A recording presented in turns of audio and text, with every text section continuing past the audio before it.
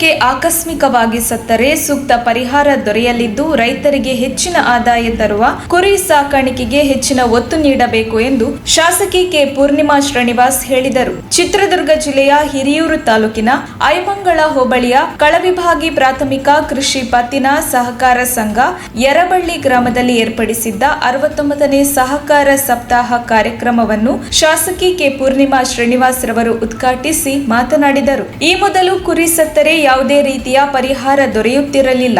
ಆದರೆ ತಾವು ಮುಖ್ಯಮಂತ್ರಿಗಳನ್ನು ಭೇಟಿ ಮಾಡಿ ಸಿಡಿಲು, ಮಳೆ ಇತರ ರೋಗಗಳಿಂದ ಕುರಿ ಮೇಕೆಗಳು ಸತ್ತರೆ ಸೂಕ್ತ ಪರಿಹಾರ ನೀಡುವಂತೆ ಒತ್ತಾಯ ಮಾಡಿದ್ರಿಂದ ಮುಖ್ಯಮಂತ್ರಿಗಳು ಜಾನುವಾರುಗಳಿಗೆ ಸಿಗುವಂತೆ ಕುರಿ ಮೇಕೆಗಳು ಸತ್ತರೆ ಪರಿಹಾರ ಹಣ ನೀಡಲು ಆದೇಶಿಸಿ ರೈತರ ಬಾಳಿಗೆ ಅನುಕೂಲ ಮಾಡಿಕೊಟ್ಟಿದ್ದಾರೆಂದು ಶಾಸಕರು ತಿಳಿಸಿದರು. ಇದೇ 22ರಂದು ಮುಖ್ಯಮಂತ್ರಿ ಬಸವರಾಜ ಬೊಮ್ಮಾಯಿ ಮತ್ತು ಮಾಜಿ ಮುಖ್ಯಮಂತ್ರಿ ಬಿಎಸ್ ಯಡಿಯೂರಪ್ಪನವರು ವಾಣಿ ವಿಲಾಸ ಸಾಗರಕ್ಕೆ ಬಾಗಿನ ಅರ್ಪಿಸಲು ಬರುತ್ತಿದ್ದಾರೆ. ಹೆಚ್ಚಿನ ಸಂಖ್ಯೆಯಲ್ಲಿ ರೈತರು ಪಾಲ್ಗೊಳ್ಳುವ ಮೂಲಕ ಕಾರ್ಯಕ್ರಮವನ್ನು ಯಶಸ್ವಿಗೊಳಿಸಬೇಕು ಎಂದು ಅವರು ಮನವಿ ಮಾಡಿದರು. ಈ ಸಂದರ್ಭದಲ್ಲಿ ಸಹಕಾರ ಸಂಘದ ಅಧ್ಯಕ್ಷ ಪ್ರತಾಪ ಸಿಂಹ, ಯರಬಳ್ಳಿ ಗ್ರಾಮ ಪಂಚಾಯಿತಿ ಅಧ್ಯಕ್ಷೆಯಾದ ರಮ್ಯರಾಜು, ಶಾಸಕರ ಆಪ್ತ ಸಹಾಯಕ ನಿರಂಜನಮೂರ್ತಿ, ಶಿಮುಲ್ ನಿರ್ದೇಶಕ ಯಶವಂತರಾಜು, ವೀರಭದ್ರ ಬಾಬು, ಮುಖಂಡರಾದ ಜನಕಲ್ ಬಸವರಾಜು, ರಾಜಣ್ಣ, ಸಿದ್ದೇಶ್ ಮುಂತಾದವರು ಉಪಸ್ಥಿತರಿದ್ದರು. ವರದಿ ಮುರಳೀಧರನ್ ಆರ್, ಚಿತ್ರದುರ್ಗ. ಸೌಲಭ್ಯವನ್ನ ಪಡ್ಕೊಳ್ಳೋ ಹಾಗೆ ಆಗಬೇಕು ಅಂತ ಹೇಳಿ ನಾನು ತಮ್ಮಲ್ಲಿ ವಿನಂತಿಯನ್ನ ಮಾಡಿಕೊಳ್ತೇನೆ. ಯಾಕಂದ್ರೆ 5 ಲಕ್ಷ ರೂಪಾಯಿ ಕವರೇಜ್ ಅನ್ನ ಸರ್ಕಾರ ಕೊಟ್ಟಿದೆ. ಹಾಗಾಗಿ ಅದರ ಸದುಪಯೋಗವನ್ನ ಪಡಿಸ್ಕೊಳ್ಳಿ ಅಂತ ನಾನು ಹೇಳಲಿಕ್ಕೆ ಇಷ್ಟಪಡ್ತೇನೆ. ಇದಲ್ಲದೆ ಪಶು ಇಲಾಖೆಗೆ ಸಂಬಂಧಪಟ್ಟಿದ್ದಾಗೂ ಕೂಡ ಅದು ಕೂಡ ಒಂಥರ ಅಕ್ಕ ತಂಗಿ ತರ ಸಹಕಾರ ಇಲಾಖೆ ಮತ್ತು ಪಶು ಇಲಾಖೆ, ಕುರಿ, ಹಸು, ಮೇಕೆ ಇವುಗಳಿಗೆಲ್ಲ ಕೂಡ ನಮ್ಮ ಸರ್ಕಾರ ಹೆಚ್ಚು ಗಮನವನ್ನು ಕೊಟ್ಟು ಕುರಿ ಮೇಕೆ ಸತ್ತರೆ ಏನು ಸ್ಥಗಿತ ಆಗಿತ್ತು ಹಣ ಕೊಡುವಂಥದ್ದು 5,000 ರೂಪಾಯಿ ಹೋದ ವರ್ಷ ಅಧಿವೇಶನದಲ್ಲಿ ನಾನು ಪ್ರಸ್ತಾಪ ಮಾಡಿದ ನಂತರ ನಮ್ಮ ಮುಖ್ಯಮಂತ್ರಿಗಳಾಗಿದ್ದಂಥ ಯಡಿಯೂರಪ್ಪನವರು ಅದನ್ನು ಆರ್ಡರ್ ಮಾಡಿದ್ರು. ಆದರೆ ಅವರು ಮುಖ್ಯಮಂತ್ರಿಗಳಾಗಿ ಇಳಿದಿದ್ರು. ತದನಂತರ ಇವತ್ತಿನ ಮುಖ್ಯಮಂತ್ರಿ ಬಸವರಾಜ ಬೊಮ್ಮಾಯಿ ಹತ್ರ ನಾನು ಪ್ರಸ್ತಾಪ ಮಾಡಿದೆ, ಸರ್ ಯಡಿಯೂರಪ್ಪನವರು ಆರ್ಡರ್ ಮಾಡಿದ್ರು, ಅದು ಹಾಗೆ ಸ್ಥಗಿತ ಆಗಿದೆ ಅಂತ ಹೇಳಿ. ಒಂದೇ ದಿವಸದಲ್ಲಿ ನಮ್ಮ ಮುಖ್ಯಮಂತ್ರಿಗಳು ಅದರ ಮರು ಆದೇಶವನ್ನ ಮಾಡಿ ಇವತ್ತು ನಮ್ಮ ಜಿಲ್ಲೆ ಮತ್ತು ನಮ್ಮ ತಾಲೂಕಿನಲ್ಲೂ ಸಹಿತ ಕುರಿ ಮೇಕೆ ಸತ್ತರೆ ಹಣ ಬರುವಂಥದ್ದು ಆಗ್ತಾ ಇದೆ. ಅದಲ್ಲದೆ ನಾವು ನಮ್ಮ ಸಚಿವರನ್ನ ಭೇಟಿ ಮಾಡಿ ಎಮ್ಮೆ, ಹಸು ಸತ್ತು ಕೂಡ ಹಣ ಕೊಡುವಂಥದ್ದು ಹಿಂದೆ ಏನಿತ್ತು ಅದನ್ನು ಮುಂದುವರಿಸಲಿಕ್ಕೆ ಆಲೋಚನೆ ಮಾಡಿ ಅನ್ನುವಂಥ ಮನವಿಯನ್ನು ಕೂಡ ನಾವು ಮಾಡಿದ್ದೇವೆ. ಅದಲ್ಲದೆ ಏನು ಮೊಬೈಲ್ ಆಂಬ್ಯುಲೆನ್ಸ್ಗಳನ್ನ ಸರ್ಕಾರ ಈಗಾಗಲೇ ಘೋಷಣೆ ಮಾಡಿದೆ, ಅದು ಟೆಂಡರ್ ಹಂತದಲ್ಲಿದೆ. ನಮ್ಮ ತಾಲೂಕಿನಾದ್ಯಂತ ಹಲವಾರು ಕಾಮಗಾರಿಗಳು ಈ ಒಂದು ವ್ಯಾಪ್ತಿಯಲ್ಲಾಗಿದೆ.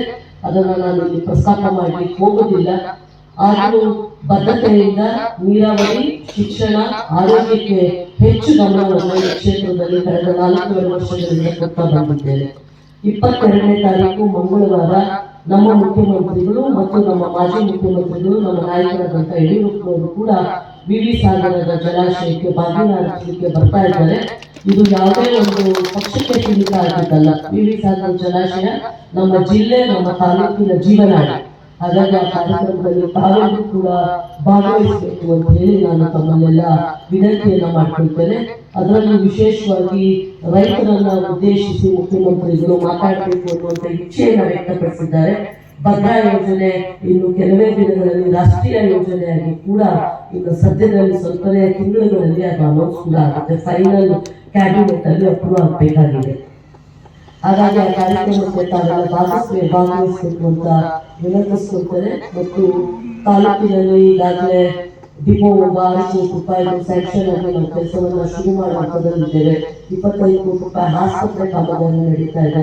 ಮದರ್ ಡ್ರೀಮ್ಸ್ ರೂರಲ್ ಮತ್ತು urban education development society, Shri Mylara Lingeshwara nursing college Chitradurga, Shri Anjaneya Swami ಪ್ರೌಢಶಾಲೆ ಕಡ್ಲೆಗುದ್ದು ಇವರ ಸಂಯುಕ್ತಾಶ್ರಯದಲ್ಲಿ ರಾಜ್ಯ ಮಟ್ಟದ ಗ್ರಾಮೀಣ ಮಕ್ಕಳ ಕನ್ನಡ ಸಾಹಿತ್ಯ ಹಾಗೂ ಸಾಂಸ್ಕೃತಿಕ ಸಮ್ಮೇಳನ 2022-23 23 ಇದೇ ಬರುವ ನವೆಂಬರ್ 19ರಂದು ಶನಿವಾರ ಬೆಳಿಗ್ಗೆ 10 ಗಂಟೆಗೆ ಸ್ಥಳ ವೀರಯೋಧ ಜಿಎಸ್ ಪ್ರಭಾಕರ ಸಭಾಂಗಣ, ಕಡ್ಲೆಗುದ್ದು, ಚಿತ್ರದುರ್ಗ ತಾಲೂಕು.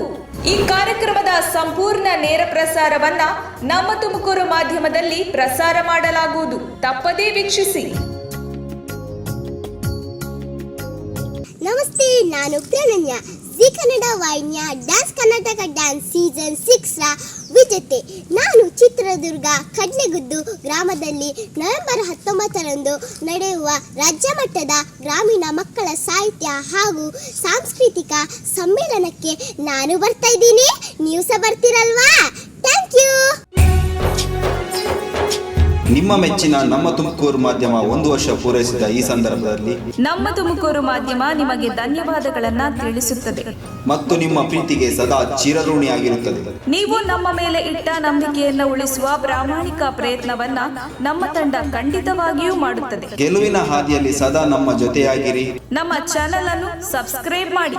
ಸುದ್ದಿ ಅನ್ನೋದು ಬರೀ ಕಥೆಯಾಗದೆ ನಂದ ಜೀವ ಗಾಳಿಗೆ ಬೆಳಕಾಗಿದೆ, ಗೆಲುವಿನ ಹಾದಿಯಲ್ಲಿ ನಗು ಮೂಡಿದೆ.